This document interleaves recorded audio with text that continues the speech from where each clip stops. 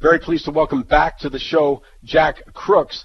He is, of course, so many things. BlackSwanTrading.com is where you find what Jack's been up to lately. All his learned, I just love his Currency Currents, which is what he publishes on a regular basis. I look at it it's almost daily for me, and make it a point of doing that. I review them at the end of the week because Jack's got wonderful insights into what's going on in the world. Jack, thank you for finding time this week.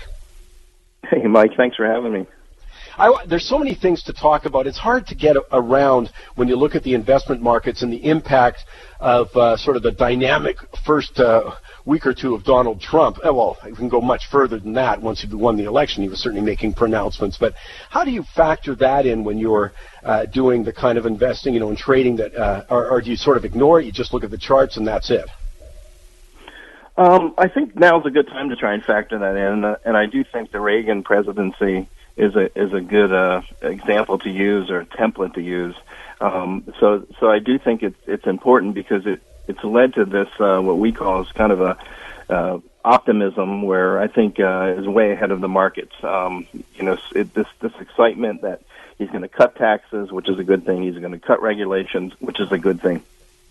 All of these things are good things, but even the good things are going to take time. He's going to have to put up legislation. It's going to have to be passed. It's going to take time to flow through the economy. And again, we saw this in the Reagan administration. And even the economy was at a place when the Reagan administration started this to be much more beneficial to these changes Reagan made than Trump is making at this point in time, meaning interest rates were coming down when Reagan was doing this. We saw the debt capacity for the U.S. economy was much lower then. So Trump's doing this in the face of interest rates that probably aren't going to come down much more, but with a massive overhang of debt. So we think, despite the fact that we're optimistic about the potential longer term, we think maybe over the next year or so, a lot of these expectations are going to, come in. You're going to see a lot of people become disappointed that have juiced these markets in the way they have. Well, we just talked about that a few minutes ago with Michael Levy. It's just not as simple as people might want things to be. That's the whole world. There's so much complication out there. But it's, again, they've anticipated so much. They've already placed their bets. They've already seen the market rise. So it is difficult to maintain that without even more news or more positive things to think about. And yeah, I'm with you on that, Jack, that they've factored in a lot of that stuff already. Yeah, absolutely. I think, as they say, it's in the price, discounted in the price already to a large degree. And the flow through, as I said, I think is as good as it is, and excited as I am, being American, seeing these regulations and taxes come off. I do think it's going to take some time.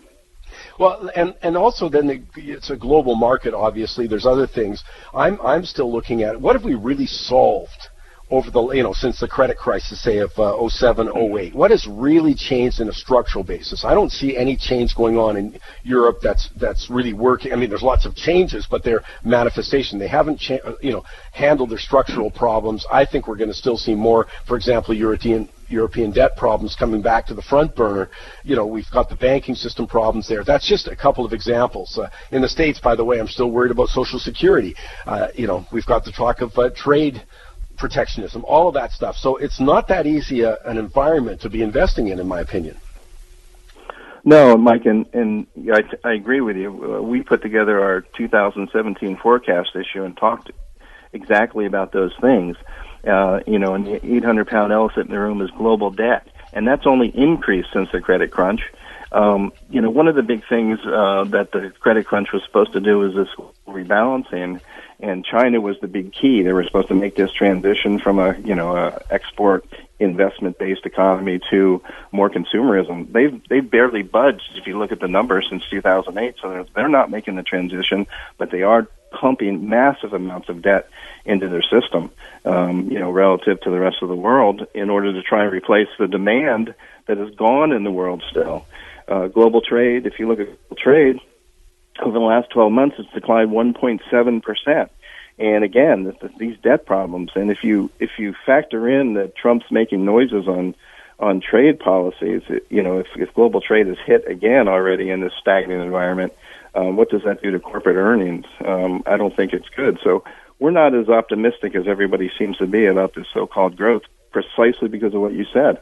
They haven't made any real structural reform, and things have really gotten worse. From a debt standpoint since the credit crunch. Well, you know the old classics line, the markets climb a wall of worry.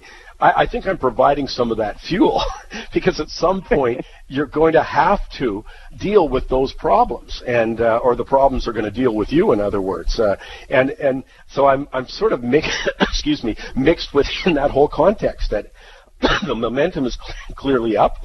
I'll let you talk for a second once I stop coughing here, but the momentum is clearly up, and yet I can't get those other factors out of my mind, which just creates a bit of caution on my part. No, you're right. Ultimately, the earnings have to flow through to support the current prices, and at some point, the gap will become so big, and reality will catch up with expectations. And as you said, the European crisis is still hot and heavy. We expect, given all the politics and all the elections in Europe, that's going to be revisited. So you're not going to exactly have a huge amount of demand coming out of Europe. You're not going to have it coming from China. And as you saw, U.S. GDP just came in as a disappointment lately. So the question is, where is all this excitement coming from to juice these asset markets? Secondly, you're seeing everybody excited about rising interest rates just as if this is the end of bonds. Again, we don't see it because we don't see where the inflation is going to come. If China decides that to retaliate against something that Trump does, what are they going to do? They're going to let their currency run, and what that will do, it'll pump out massive levels of deflation and final goods prices from them and from the emerging markets trying to compete with China. So you have problems here that are going to, I think, press down on interest rates in a very, very big way and really blow away these expectations for rates because of real growth. And if real growth isn't there, at some point you got to say these price-earnings ratios are a little high. Well, I'm really glad you're bringing up bonds because that's obviously a really key component, not just of investment portfolios, but what happens in that bond market, I think, is going to have a ripple effect throughout many other, investment markets. And I've sort of said that I thought we may have seen the low in bonds, but I wasn't looking for a big sharp change, that we were 35 years on the way down, for goodness sakes. It's not like we're going up tomorrow morning, in some sort of spike approach over the long term. So, yeah, I'm very fascinated with your opinion on bonds because I'm not seeing the kind of strength, global economic strength that would it take to really push rates higher. Yeah, no, I don't see it either. And in fact, I can make the case, a better case for it getting worse out there than better because of just the pressure of this debt. It's just amazing. We've talked about the excitement of Trump putting in a $1 trillion investment, which adds more debt to the U.S. economy, which presses down again on aggregate demand globally. So, yeah, maybe infrastructure is needed over the longer term, but this stuff is very long term until it flows through to the real economy. So, again, the excitement here, I think, is overdone in terms of how its impact on interest rates.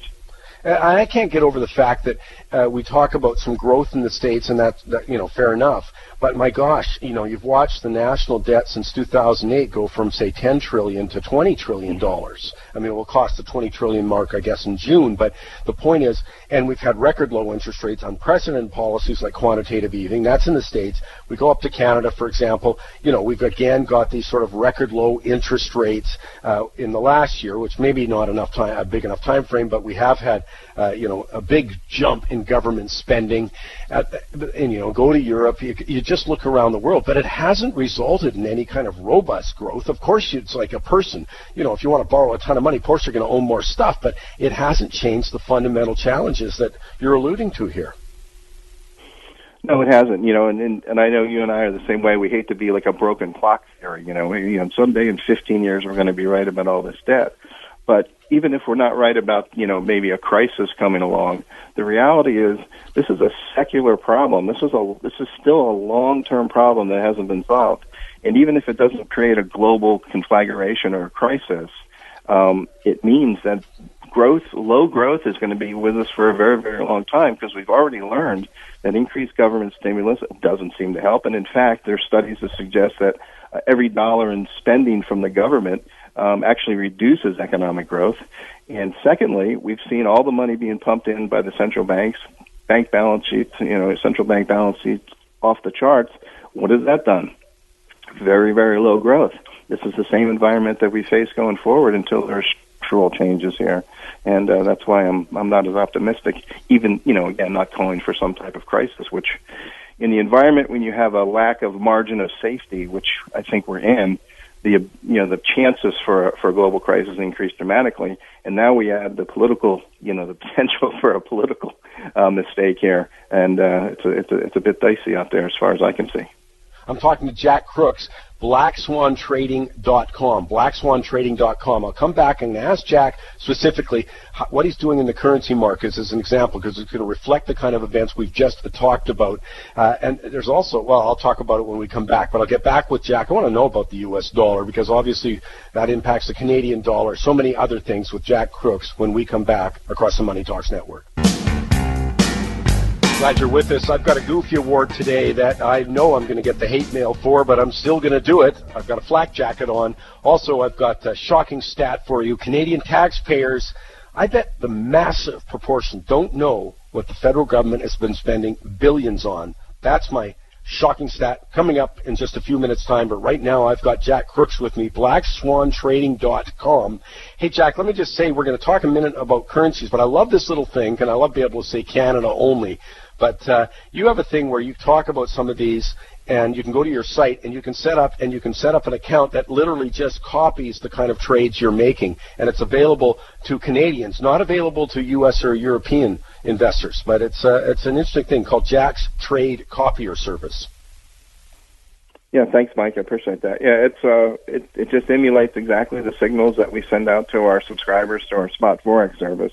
And we do it automatically for you, so you don't have to worry about the timing on that. We do it right away, and if our signals are profitable, your account should be profitable, and people can determine their size and their leverage, and we just execute the signals for them.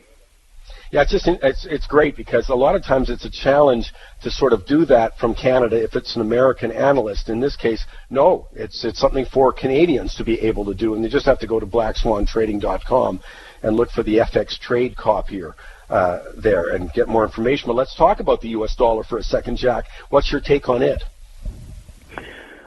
We've been saying longer term, intermediate term, we think it's going to fade into the first quarter of this year, because we think these growth expectations are going to, we refer to it as the conversion flow of optimism to reality. And as it does, I think a lot of the relative yield support is going to tend to fall a bit in the U.S. dollar. Growth expectations, I think, are going to come in a bit for the U.S. economy. And as you know, Mike, this is a relative game. We're seeing some of the growth expectations pick up for the U.K. economy and even the Eurozone, as much as I hesitate to say that. So I think we're going to see a relative shift over the first quarter, and the dollar comes in maybe even in the first half. But after that, I think we're seeing real problems in the Eurozone, and if we don't see any demand out there, we're going to see some more concern in China.